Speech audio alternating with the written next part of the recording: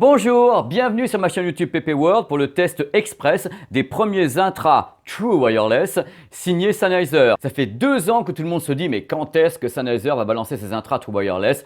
Les voici, les voilà. Dans cette vidéo, on va les passer au crible rapidos et à la fin, il y aura les plus et les moins, le tout en 5 minutes. Prouesse technique. Hoppa! Bon, on va commencer par porter le décor, on est quand même là pour ça. Il faut savoir que c'est un modèle très haut de gamme, 300 € environ. Donc, dans le monde des intras, c'est voilà, 300 €. Normalement, il y a tout qui va avec, c'est-à-dire le concept, la belle boîte et autres. Regardez la boîte, une boîte assez épaisse.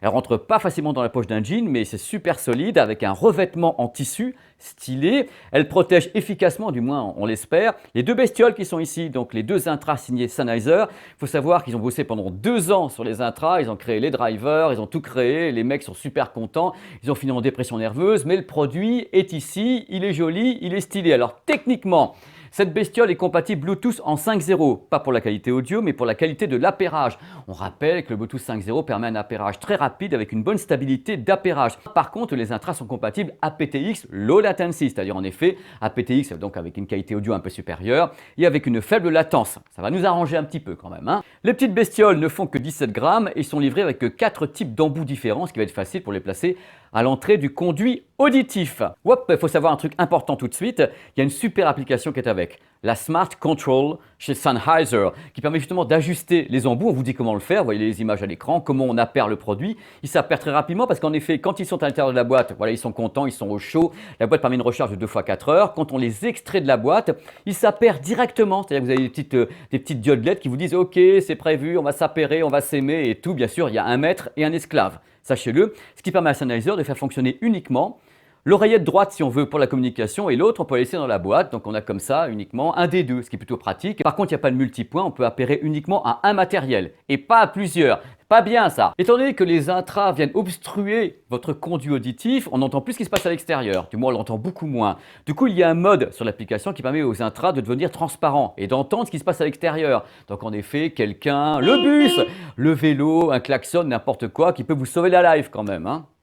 Afin d'agir sur le produit une fois qu'il est appairé à votre beau smartphone iOS ou Android avec l'application à l'intérieur, important l'application, il y a bien sûr des surfaces tactiles. Alors attention, c'est pas vraiment comme sur les autres marques, donc il faut vraiment suivre le mode d'emploi de l'application, sinon vous allez vous retrouver avec n'importe quoi parce qu'ils ont une façon particulière de le faire. Au final, vous avez les fonctions, vous inquiétez pas, vous pouvez changer les morceaux, prendre les appels téléphoniques, tout va bien. Au cœur. D'après mes tests, en mode actif, ces petites choses tiennent 4 heures, à peu près, on va dire 3h50 à la louche, et bien sûr la boîte, comme je vous l'ai dit tout à l'heure, permet une recharge de 2 fois 4 heures. Et l'application vous sert de relais pour savoir où en est le niveau de la batterie.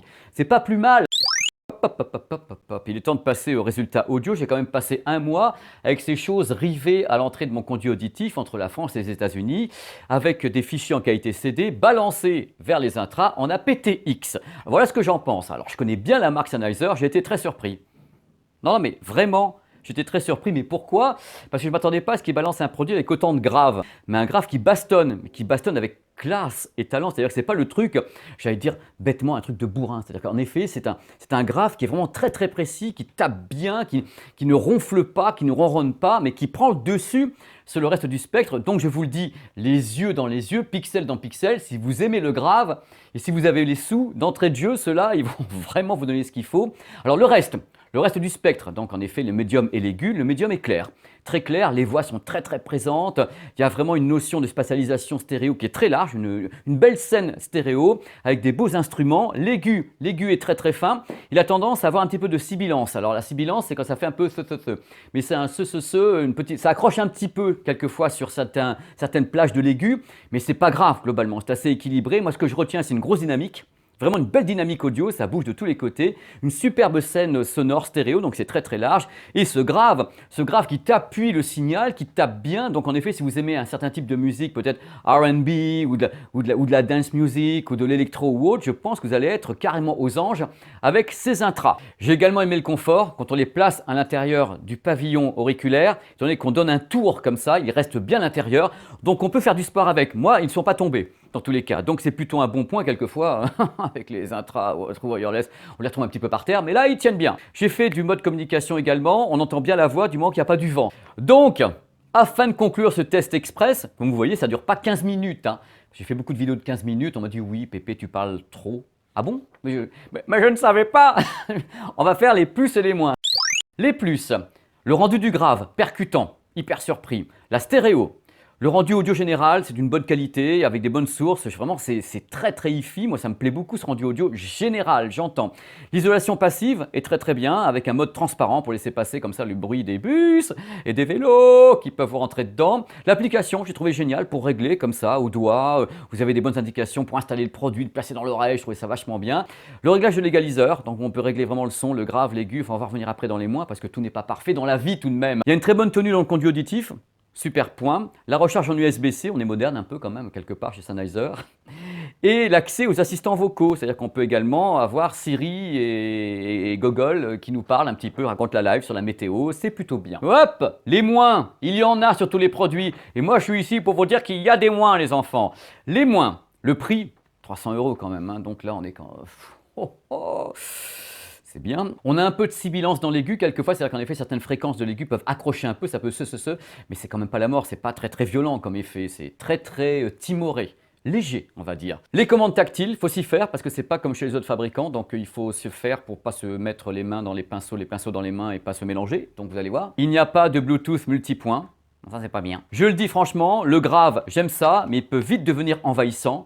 Donc il faut vraiment régler dans l'égaliseur et l'égaliseur n'a pas un réglage par bande, c'est-à-dire que c'est en haut, en bas, mais on ne règle pas par bande. Donc c'est aussi un défaut, j'aurais préféré pouvoir régler par bande, vous savez 5 ou 6 bandes ou 8 bandes d'égalisation, où vous montez le doigt comme ça, ou un truc, voilà, là.